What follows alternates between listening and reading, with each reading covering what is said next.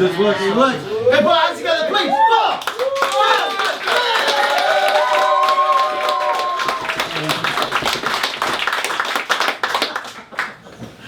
So how do you want to start this?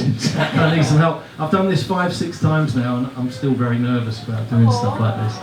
Oh, mate, I like drawing pictures, I don't really like talking. Well, this is your new book, your new book, Ego Strip Part 2. Book 1. Book 1, sorry. Yeah. And, well, where did it begin? Because you, from what I know, I did a bit of research, were you from Norfolk originally? Suffolk. Suffolk. Can you tell me how you got into hip hop? I'm really interested.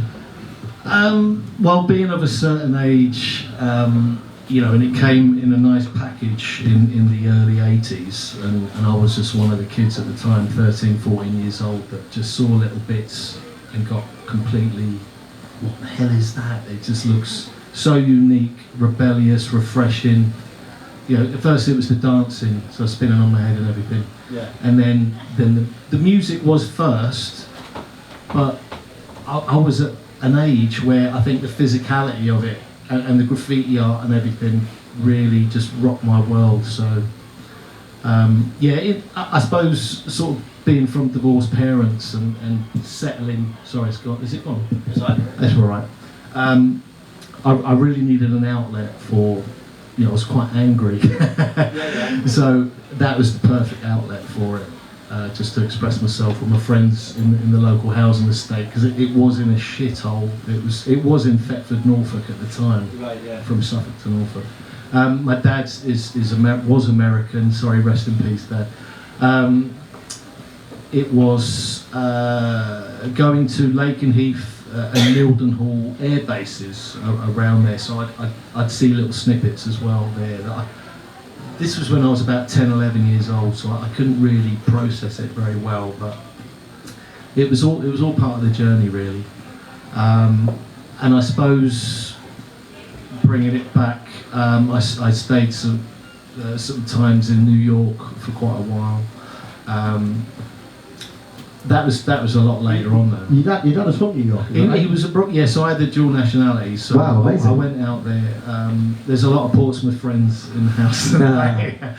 So they know that I left in '99 and had to come back in 2006 because of family, you know, reasons, personal reasons. So, but going out there, I just went to all the architects of the culture, I suppose, and nerded out completely. And so this was all part of the process of, I suppose, coming to the book. Yeah. It was a very organic process. So I was just going up to the train to work in London in about 2006 after coming back from America. Got a job in London. And this just sort of happened, and this is where I click. Hang on there. So these are your early. Well, this was early 2000s. My good friend James Lacey, rest in peace. He was break DJ Lacey. So this was originally his album cover, which I did in New York, and he was in Bishop Stortford. So there was a bit of a transcontinental back and forth going on, you know. And so this was for his album cover, Breaksploitation, and we discussed, we just wanted a snippet, like a fly on the wall look at a block party. Yeah. And that was Jim's idea, just to put the white guy down there, just looking at all the vinyl and taking notes. And I'm very sorry, but originally he did have a stiffy. It was a bit childish, but we took it off. I took it off in the end, because I matured very quickly in 6 months, so I took the stiffy off. But so it became viral, I suppose, before I knew what viral was, and it got bootlegged and stuck on t-shirts all over the place. But during the early days of Facebook, my wife said, because she said, look, you really need to get your stuff up online, because I just didn't want to do it. I was quite happy with all my stuff being in sketchbooks. She said, get it up online. So we got it up on Facebook, and I can't remember what other platforms at the time, but people like Pete Rock and Rakim, and were I wish they'd have quoted me or just said this was done by me, but a lot of people got in contact and said, look, these guys are not using your artwork, but just saying, yeah, remember where it's from the streets, remember the foundation and stuff like that. So, in regards to that, I started doing. Oh, hang on. I really should have put this at the end of the slides. Never mind. I'll go back because I'm still talking about that one. Paradise Grey from the X-Clan, Rakim and Pete Rock were all bigging it up basically. So I wanted to do a little thank you for them, little illustrations, and I wish I'd have put those illustrations in here, but they're in the book. Buy the book. Yeah, it's in it, yeah. So this, I redid this a couple of years ago. Sorry, is this like, from your experience living in New York and the block parties you'd attended, things like that, where you like, I want to capture that energy, because what comes from this to me is energy, you know. It's I think that's why it resonated with a lot of people, because it's not one person on the stage. No. Look at me. It's like, no, it's a community thing, right? I'm going back to this again because I really nerded out that I put all the breakbeats in the crates and made a sound system, FNS, First Nature Sounds. That was his label, Lacey's label, and there's Johnny the Fox right in the corner crate. There's Baby Huey and all these stuff. And it was just a wonderful experience going backwards and forwards with this, and so I think that's why it resonated with people. And so I thought, well, I should really do a new rendition of it. So that's the ink. I don't know if you can see it that clearly. It's a little bit blurry from here, but that's okay. You get the general gist of it. Wow. So that was it was about. So big, and that was at the gallery show last year. That was just a joy doing that. And this is at the beginning of the book, in the intro, as I'm waffling on about my history, and this came to be part of it. What do you think it was about hip hop culture, or specifically block parties, and what you'd seen and experienced? What was it about that inspired you to make art that you wanted to capture? This style? It was graffiti art. I used to write a lot from the early 80s. Probably stopped actually after leaving New York. Family, my girls came into play, so I didn't have the time to go out, and I still do murals now, but it's not in that traditional New York form. It was always an ode to New York. If I did wild style and a b-boy character or whatever. And some friends, which it was a great influence, they were saying, find your truth and your inner voice and just express that more than always doing an ode to New York. And it was an ego thing as well, because I was very much, in that battle mentality. And that is probably due to childhood stuff, being an angry boy, and again expressing myself through that. So it's a brilliant platform to do that. Yeah, for sure. But when you're in your early 30s and you're still spinning on your head and your knees killing you and stuff like that, I need to focus on that artwork, so that's what I did. And then where did it go from there? Well, as I said, these legendary people, just were really into the artwork. So I did a little thank you back to them, posted that, and it started snowballing from there. So I just started focusing on groups. Even if it was one line, a lyric through a certain group, I would try and... It was freestyle as well. It was like on the train up to work. Right. These ones here are the first ones, so you can see they're very small, A5. And when I got my confidence, I slowly progressed to larger sizes to do crews. I mean, I couldn't fit 4 members on a little A5 piece of paper. So when the confidence came, and I adjusted my train journey to, so it wasn't on the Sardine Express, and you're sort of sitting here just doing little things in your book. I had a bit of space to manoeuvre about, So the crews started happening, and it just all snowballed from there. So And this is the far side of it, is it? yeah, this is the far side. The process. I started getting into a routine of a process, and I would think of a couple of tunes that really resonated with me. So there was Other Fish and Passing Me By, and I think there was a little nod to pork. It's in there somewhere. So you got Fat Lip looking at these voluptuous mermaids, little imps, and they're passing him by, and there's bongs and whatnot all over the place, and you know, because the energy of the group, I wanted to trying to get into that as much as possible. And it's quite hard to talk about it, let alone sort of draw it. So hopefully, for me, as long as it floated my boat, you know, it just went on its own journey. You know. But it's commissioned by the people, or were you just paying homage to the songs that you loved and the bands that you loved? No, I mean, commissions are another thing. These were all from, you know, the love of it, and I know it's just focusing on rap music. Because obviously there's all the other elements to b-boy, the graph and everything, you know. And I always thought about doing more based on the dance, but it just doesn't, I don't know what it is. It's just maybe because I haven't worked it out yet, you know, I don't know.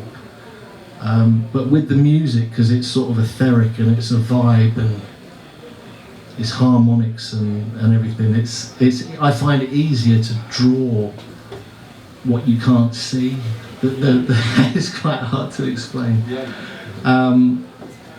So yes, starts off with ink on the train or wherever it was. Later on, this was wherever, you know, if I was taking my daughter to swimming or something, it would be by the side of the pool or under a tree or on the beach or whatever. But all these first ones were on the train, the first probably year or two. And it was, it was brilliant. That's right, yeah. So it was wonderful, just a little black book and a black pen, and I'd have my phone for reference, or I'd print out when I started getting the flow, you know, and I was getting excited, like, what am I going to do today? You know, who gets excited on their commute to work? I was like, it's fucking great, yeah. So where was I? Yeah, so let me click through. Then I scan the inks after I get home.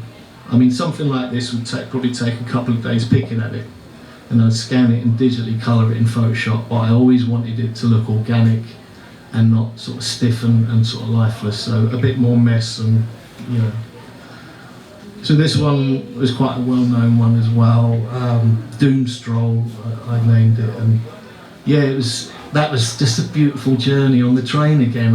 It just stays with you. I suppose it's the same as when you've got a guitar and you just find a melody or something and it just stays with you for the rest of your life, you know. I just went on this wonderful journey with it and just seeing where it goes. And to be honest, I wasn't too familiar with a lot of Doom's music because I was a big fan of KMD, his first group, and when he did that single with Third Bass, and I sort of went off the rap wagon, I guess, and went back to the b-boying and the dancing and the graffiti art. So when he was blowing up, I wasn't too familiar with what he was doing, but I was still very intrigued by, you know, his talent and just the fact that he's wearing a big metal mask. Yeah. It's really easy for me just to take in that character anywhere I want, more so than other people. Maybe that's because his face is covered, I'm not sure. So again, that was the same process again, inking first, scan it, and that's the ink. And yeah, the Public Enemy, that was another one that sort of, it was, I think he was called Bones Malone, and it was a Dave Pearce interview many years ago. I think it was in 1988 or something like that, and he said, he was a New York reporter, interviewer or something, and he said, yeah, Public Enemy, when they came on this huge black storm cloud, and I remember it from when he said that, and I suppose I dipped into that a little bit, you know, with this sort of crazy sort of Oldsmobile thing and flavour buzzing around, you know, like, I don't know, there's so many little things here, like these little troop boots he's got on, and I put Harry Allen in there, and we became, not buddies, but because of that, we were talking quite a lot, and he was a very interesting man. And it was just a great adventure again, you know. It feels like you lean into the character of the rapper you know, I see a lot of the people that you're talking about. It's almost like a kind of wrestling character, you know, with all respect. It's kind of like an amplified version of themselves, with their rap name, with their get up sometimes, with everything. And you're like, well, let's lean into that. Let's get them in fucking space on like a flight. You know, it's kind of like you're giving yourself to the story they're telling about themselves.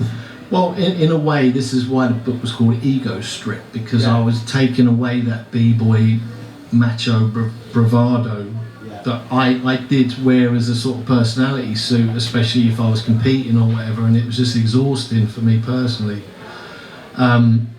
So taking that away and being a bit more, you know, fun, just putting fun into it, and just seeing where that goes. Like there's a lot of things flying around and little imps, and you know, so it's just putting the enjoyment back into it. That's the black and white. Sometimes I edit a little bit if Chuck D's eye was a bit wonky, or you know, I could do a little cheeky edit in Photoshop instead of using the traditional whiteout, you know, and just inking over it again. So sometimes you'll see the black and whites are slightly different than the colour, but just very minor, really minor. This was Ram LZ. This was another lovely one as well, because who's familiar with Beat Bop? His first 12, yeah, it's amazing. Very influential for me, so this was a real joy. And this was one of the fifth or sixth ones I did, so I was in that sort of flow state thing, you know, on the train again. And I didn't really get into his gothic futurism stuff too much, but just as a character, and obviously him in Wild Style and just little snippets that you'd get. He did actually hit on my wife because she worked in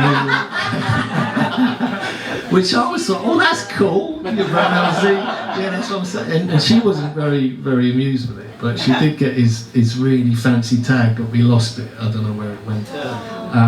But he used to come into there's a place down Lower East Side, I think, called the Cupping Room. She was a waitress there, so he used to come in and see this guy Brett that was on the Wild Style tour. He was behind the bar, so he'd come in quite a lot, and Lee as well, the graffiti writer. How are we doing for time? We're all right. So yeah, again, it was this exploring themes that came in through the tune Beat Bop, little bits, little nuggets that made sense to me, and I could visualise them, and you know, it's quite personal, so you know, just enjoyed it. So that was the colour version. A little bit too dark, I think. I would lighten them up, and the later ones are getting a bit brighter and a bit more flamboyant because I desaturate them quite a lot for some reason. I think it was a lack of confidence somewhere. I'm working that out now, and that's it. I think I could go back and keep on talking. Is there? Yeah. Look, well, do you know what I think? Have any of your paintings? Of any of your sketches and the finished products, do they make it to the rappers? Like, tell us about that journey. Like, they make it like you know. You said that people shared that first block party painting, that first block party illustration. But what about the ones where it's specifically about the rapper or the group? Do they make them to them sometimes? Yeah, I had shit, I've forgotten his name now. Out of Wu-Tang Clan. Raekwon. Yeah, thanks. He rang me up out of nowhere. You're joking. And I was like, how did you find out about me? He said, yeah, from the streets. I was like, can you be a bit more, you know, can you just elaborate a bit more? Portsmouth or? Yeah. I thought you were say, how the fuck did you get my number? Yeah. Well, no, his manager did get in contact with me, but that was about 4 years previous. But anyway, so he calls me up, and, you know, I was like, God, I can't believe this. It's crazy because I sounded like a strange public school boy on the phone to him because he sounds exactly like he does on Wax, and I couldn't get my head around it really. And you know, my girls are running around me. And, but that was a great journey as well. What did he say? Well, he just said, just I want an album cover. So cool. And how do you want it? He said that he really liked the Doom. He wants it a bit like that. So I did a number of roughs. where I'm twisting New York skyline like that. What was that film again? Inception, all that stuff. And he was on this like albino lion with a unicorn horn and all this crazy shit. He didn't like it at all. So in the end, he wanted himself as a silverback gorilla in Times Square. and then after I did that, and they were cool with it, that his management said we really shouldn't go there because it's like that guerrilla racist sort of thing going on. Do you know what I mean? So he wanted to do it, but his management said, look, let's not go there. So I did him in a nice goose down and his Clarks and everything, his Wallies, and like he'd picked up the Staten Island ferry and just dumped it in Times Square. But he wanted all of Times Square really messed up and sort of apocalyptic, and he wanted it called Crime Square. He sort of really, I did a little rap sticking someone up because he said do pistols, pimps and hoes or something like that. I said okay, so I did a nice little Hasidic Jew elephant man sort of in the corner and a rat and a pistol, and I had so much fun. And he just said, yeah, let's do that. I said that's cool, and it was a great journey. And I wish I charged him more. You know what? I love your artwork, man. I think there's something about like hip hop's always associated with rawness and authenticity, which is a massive part of it. But also the joy and the kind of playfulness that's in your artwork, kind of reimagines it. Like you're saying, like albino lions and like animals, and like the way that the rappers look amazing, but whatever's happening behind them is cosmic as fuck, and you're like, this is cool. It's like kind of imbuing them with almost a flamboyance, where you're like, this is cool. Let's go with this. Well, I'm celebrating the journey of creativity.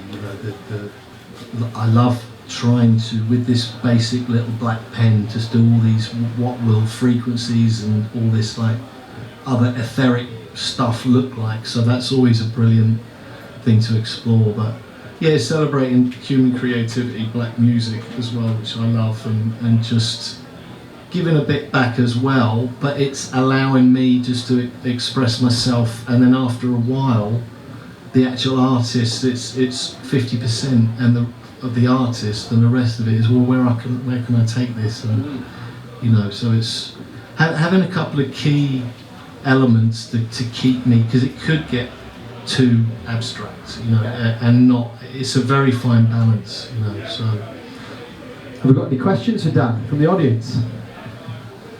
I'm going to ask just very quickly. This all seems to be about your time starting with scenes in New York with the artwork, particularly this stuff, and you talk about this wonderful thing when you were using the train journey with your kids and stuff.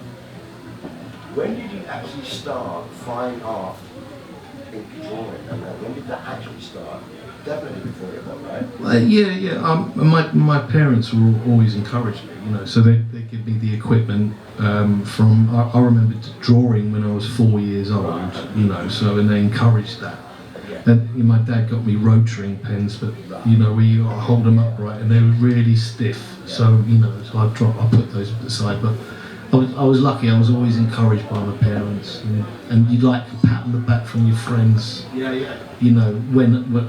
When I'm 10, 11 years old. And I remember doing this really cheesy song, the Rocksteady Crew song. It's called Up Rock, but I love the cover, and my friends always wanted me to copy the cover so many times.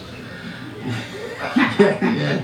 I think it was Doze that did the covers, but they were fantastic. Just marker pen, and it was brilliant, but the tune was rubbish. You went from there into graffiti writing and back to art. Back to paper. And so if I do a mural now, it's not more of an ode to the New York style and having to feel that I have to pay my dues all the time and give back and represent that New York style. It's more authentic to myself. So lately I've been just breaking out the big Posca pens, and so it's like an enlarged illustration but instead of like spray can or whatever. I'll use both. I'll fill the base colour, and then just ink over the top. But it just might be 30 foot tall than A5. So they're never as intricate because it's a lot of hard work and it depends on the surface. If it's on brick, it's a real pain in the arse to, you know. I did the Doom thing on the gallery, on Zoe's Brighton Gallery 242, and I, in my mind I wanted this right on these two doors, but it didn't turn out anything like that at all.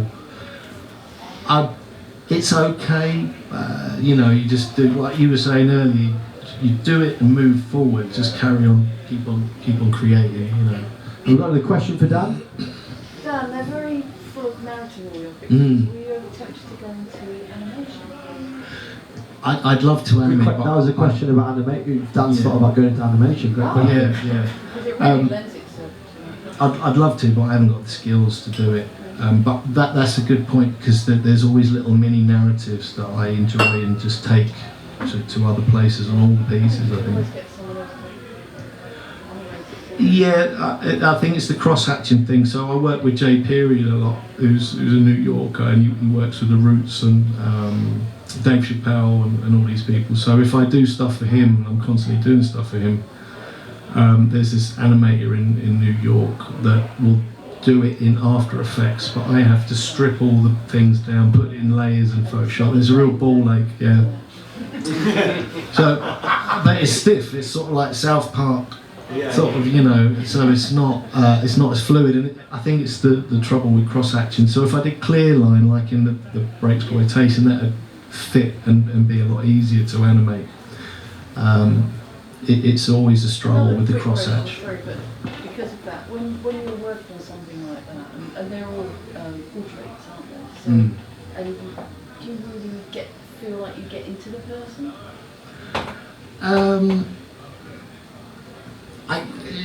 I treat the face as just break it down into shapes. So it's not really answering your question, get into the person. I need to know their music fairly well, and I never use one straight picture. I look at 5 or 6 different ones, so I won't get told off by the photographer that I've taken it from. There's a Mad Lib one that that's not on there. That is straight from a photo, and I've always kept quiet about that. But I just to cover my back, I use multiple photographs. And your journey into them is through their music first, and then you're like... Yeah, that's right. Because, I mean, it is finite in a way, because I can only really take this so far, because my music taste now is very eclectic, you know, so if there is hip-hop or hip-hop style, it's mainly instrumental, to be honest. So it will peter out eventually, and I would like to move forward and do canvases. I've always had my hand in cross-hatching, but you know, the RSI, it does take an effect physically. There's zillions of lines that you're putting your body through, and it has caught up with me. So I have to manage this RSI thing that I've got at the moment, and that's another reason why I'm not focusing on this too much, because I did it for almost 10 years. So book 2, I'm just plodding on with that. All the artwork's done. So I wanted to do a triptych of the 3, but there's not enough for 3 volumes. But book 2 will be bigger. But that will be from 2017 up to present, with all the collaborations as well. Amazing. Well, it's out on Velocity. Yes, Rick. So one more question. I'm curious to get deeper into the process-wise. Like when you're on the train, are you listening to the same song? I'm listening to their music. I'd say 70% of the time. Sometimes I'm not, because I used to listen to this the Grown Man Rap Show with Paul Nice, rest in peace, and DJ Toast. So sometimes I just have random shows on, but just still focus on, because the vibe is still there. It's still. I mean, I could listen to whatever really, as long as I've got that nugget in my head and the reference that I need.